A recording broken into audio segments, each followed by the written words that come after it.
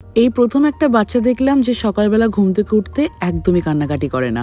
ওর থেকে বেশি মনে হয় আম্মার কান্না পায়। রেনাকে সকালবেলা 6টার সময় ঘুম থেকে তুলে রেডি করে আমরা 6:30টার সময় বেরিয়ে ওকে স্কুলে ড্রপ করে দিলাম। স্কুল থেকে মাত্র 5 মিনিট দূরে একটা দারুণ স্পট। ভাবতেই পারিনি স্কুলের এত কাছাকাছি একটা গঙ্গার ঘাট পাবো। আমাদের পেরেন্টসদের একটা রোজকার বসে আড্ডা মারার জায়গা আমরা খুঁজে পেলাম আজকে।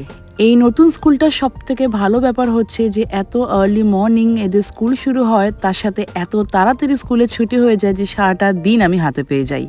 আজকে ওয়েদারটা দারুণ ছিল। বাড়ি ফেরার পরে চারিদিকে মেঘ আর সাথে মুষলধারে বৃষ্টি। বিকেলবেলা রেনাকে কোকোকে নিয়ে যখন ছাদে গেলাম তখন একদমই বৃষ্টি পড়ছিল না। ওরা ওদের মন মতন করে ভালো করে খেললো ছাদে। এত ভালো ওয়েদার ছিল, এক ফোঁটা গরম না, আর সুন্দর একটা মৃদু হাওয়া। আজকে থার্সডে, তাই আমাদের রুশাউসও বন্ধ। তাই আজকে স্কুল থেকে বাড়ি ফেরার পরে সারাটা দিন বাড়িতেই ছিলাম রেনা আর কোকোর সাথে। কাল আবার গুড ফ্রাইডে, তাই বাচ্চাদের স্কুলও ছুটি। তার মানে অত সকালবেলা ঘুম থেকে ওঠা না। ব্যাস রাত্রিবেলা রেনা আর কোকোর সাথে বসে বসে আমাদের ফেভারিট একটা কারেন্ট শো দেখা শুরু করলাম, শন দ্য শিপ। কাদের কাদের এই কার্টুনটা দেখতে ভালো লাগে অবশ্যই জানিও। Thank you for watching my mini vlog. Tata.